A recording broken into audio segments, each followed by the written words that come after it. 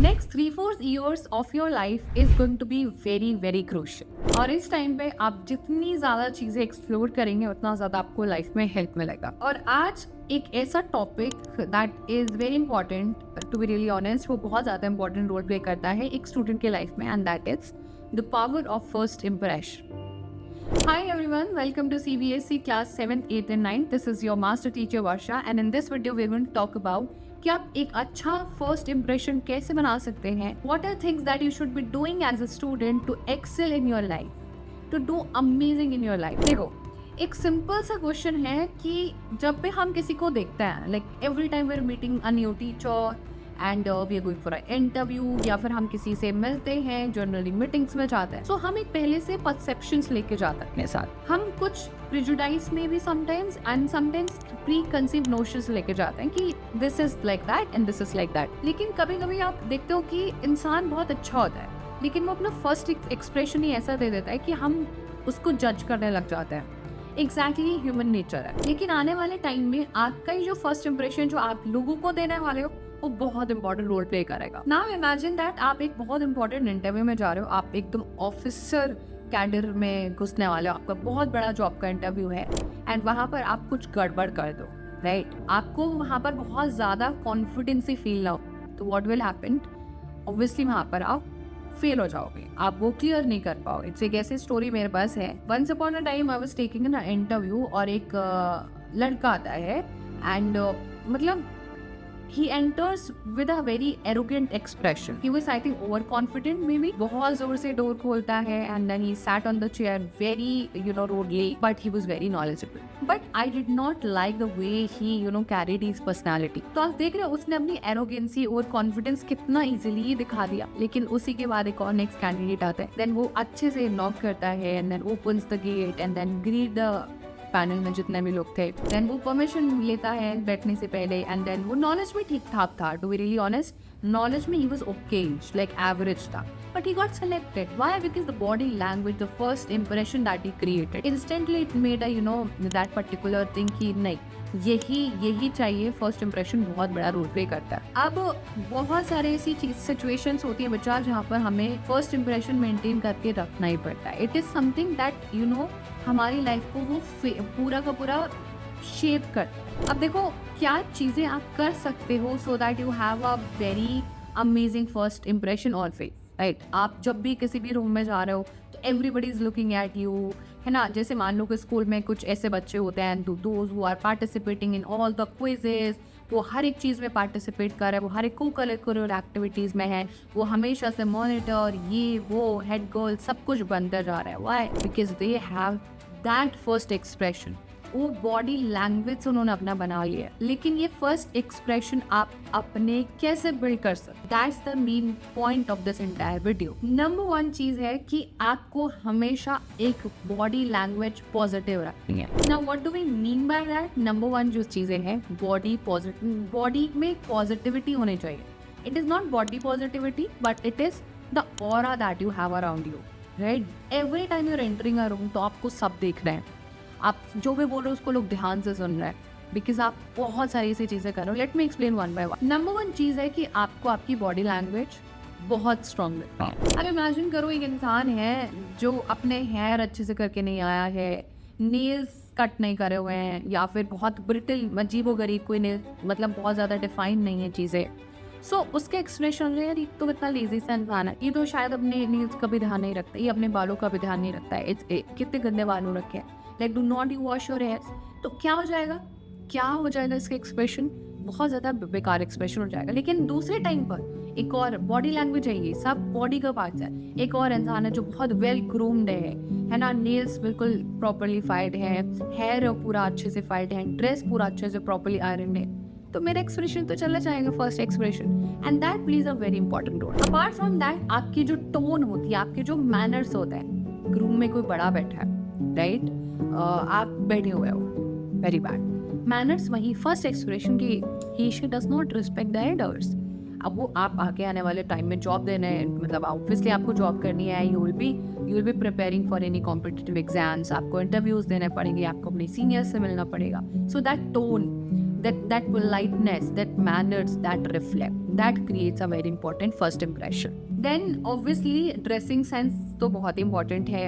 I mean I'm not exactly in favor कि आप ये पहनो वो पहनो, आप जो भी पहनो उसको presentable तरीके से पहनो. I have seen people wearing night suit and attending important meetings. वो लोग इतना सिंपलिस्टिक तरीके से आता है ना, लेकिन फिर भी एक्सप्रेशन होता है, बॉडी लैंग्वेज इतना ज़्यादा इंपॉर्टेंट होता है. उनका नाइट सूट भी इतना प्यारे तरीके से आयरन होता है, मिक्स एंड मैच नहीं होता है, प्रॉपर एक फ्लो में सारी चीज़ें चल रही होती हैं. उनके स्लीपर्स क्लीन होते हैं. मतलब ये छोटी छोटी चीज़ें आपके फर्स्ट एक्सप्रेशन देती हैं. और आगे आने वाले, अगर आपको हेड टर्नर बनना है तो आपको ये चीज़ें तो करनी पड़ेंगी. अगर आप चाहते हो कि लोग आपको देखें, मतलब I do not want you to become as attention seeker anything like that, but आप जो अटेंशन में रहेंगे तभी तो आपको लोग जानेंगे पहचानेंगे. Why does I have met this very famous celebrity, right. तो जब मैं उनसे मिली थी तो इतना ज़्यादा वेल ग्रूम थे वो, इतना ज़्यादा फ्रेश स्मेल कर रहे थे. लाइक ऐसा लग रहा था कि फूलों की बारिश हो गई है, बहुत पता नहीं कहीं से तो कोई तो खुशबू आ रही है. ऐसे इतने सारे 100 मीटर से दूर से वो खुशबू आ गई थी. He was so well dress, so well groom, skin बिल्कुल शाइन कर रही है, नेल्स काटे हुए हैं बिल्कुल वेल. क्यों नहीं आएगा मेरा फर्स्ट एक्सप्रेशन? क्यों नहीं आएगी मुझे वो रेस्पेक्ट? उनके लिए आएगी ना. लेकिन वहीं पर साइड में एक और है इंसान जो बिल्कुल अपने ऊपर ध्यान नहीं दे रहा है. ऐसे मस्त लीजी पने में प्रोक्रेस्टिनेट करते करते बॉडी का अपना पूरा हेल्थ ख़राब कर लिया है.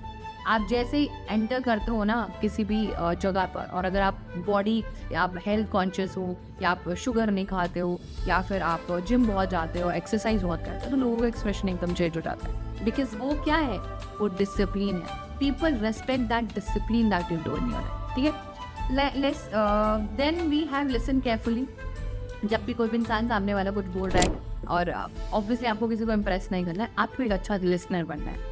आप एक अच्छे लिसनर बनोगे ना तो आपकी रिस्पेक्ट ऑटोमेटिकली करने लग जाएगा कोई भी. लाइक लिसन, मैंने आपकी कोई ध्यान से बातें सुनी, आप मुझे कुछ बता रहे थे और मैंने वो बातें ध्यान से सुनी, बहुत ज़्यादा ध्यान से सुनी. और आफ्टर फ्यू डेज मैंने किसी कॉन्वर्सेशन में आपको बोला कि आप उस दिन ये बोल रहे थे एंड ऑल दैट, और मुझे वो याद है, so let's do this and that. मुझे बहुत अच्छे से, तो आपका क्या होगा, मेरे ये रिस्पेक्ट बढ़ जाएगा ना कि क्या कितने ध्यान से मेरी बात सुनी थी. Exactly, that happens and that is what helps building personality and that particular first expression. आपका वो ट्रस्ट बिल्ड हो जाता है लोगों के साथ. Then obviously आप अपना ऑथेंटिक रहो. You do not have to pretend कि आप प्रिटेंड नहीं करना है, फेक बनना है या कुछ भी. आप अपना बेस्ट रहो, लेकिन उस बेस्ट में ना आपको बिल्कुल authentic, neat and clean and थोड़ा सा चीज़ों को लेके बॉडी लैंग्वेज में कॉन्फिडेंस, एक स्माइल, एक जेस्चर, ये सारी चीज़ें बहुत बड़ा रोल प्ले करती है. सो येस, डेफिनेटली एक और कोटेशन है, बहुत ही famous quotation is that first impression is the last impression. चाहे आप किसी बहुत इंपॉर्टेंट जॉब के इंटरव्यू में जा रहे हैं, आप किसी से पहली बार मिल रहे हैं, आप अपने स्कूल में कैसे आप अपने आप को प्रेजेंट करने वाला, everybody will remember you by the way you present yourself, by that one first expression. ठीक है. सो येस, फर्स्ट एक जो इम्प्रेशन होता है वो लास्ट इम्प्रेशन होता है. ये बहुत वेल रिनोड कोटेशन है और हम हर एक स्टूडेंट की लाइफ में बहुत इंपॉर्टेंट है. सो येस, डेफिनेटली कल को आपका कोई इंटरव्यू होने वाला है, आप कोई बहुत इंपॉर्टेंट मीटिंग में जाने वाले हो, तो आपको वहाँ पर अपना प्रेजेंट करना है अपने आप को. एंड मोस्ट इम्पॉर्टेंटली ऑब्वियसली मान लीजिए आपको एक ऑफर आए कि we'll offer you 1 crore rupees and आप जा रहे हो बहुत अच्छे से, you are well prepared and वहाँ पे इंटरव्यू क्रैक कर लेते हो और आप बहुत बढ़िया सेटल हो जाते हो.